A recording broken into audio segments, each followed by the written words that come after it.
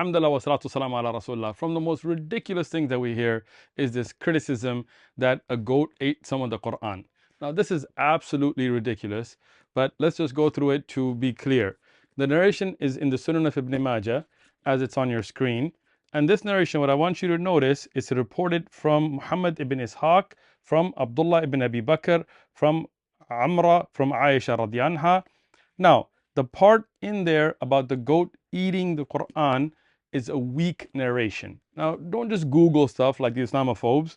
If you look in the Sahih of Imam Muslim, the most authentic book that we have other than Imam al-Bukhari's Sahih, you will find the same narration as that is on your screen right now, except that it's reported through Imam Malik, the great scholar of Hadith, who is stronger in Hadith than Ibn Ishaq. And then you see the rest of the narration is the same from Abdullah ibn Abi Bakr, from Amra, from Aisha radiallahu anha, but there's no mention about the goat eating the Quran.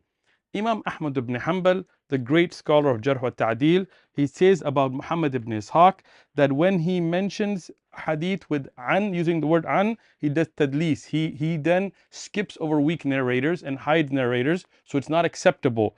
And when he opposes Malik, then that narration is weak.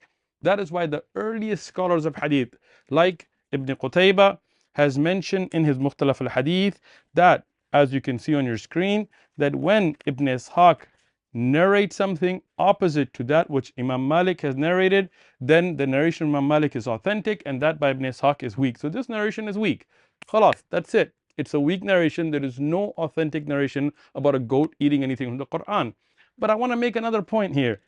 People who think that the Quran would be lost, even if such a thing would happen, are forgetting that there were so many Huffaz of the Quran. As you see on your screen right now, this is my copy of Al-Itqan from Asyuti, and it mentions 35 of the Sahaba that by name we can say memorize the entire Quran.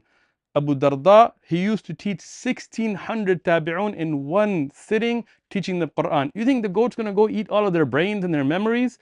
Never. We have manuscripts that prove the entire Quran, from the Sana'a manuscript to the Birmingham manuscript to other manuscripts that show that it's been preserved. We have Huffaz, we have memorized of the Quran, the Qurra, from the time of the Sahaba. Many of them memorized the Quran. 70 of them died in one battle. So imagine how many hundreds there were there, or thousands that had memorized. We have the names of Ubay ibn Ka'b, ibn Mas'ud, Uthman ibn Affan, all of these Sahaba that memorized the entire Quran. None of it could be lost.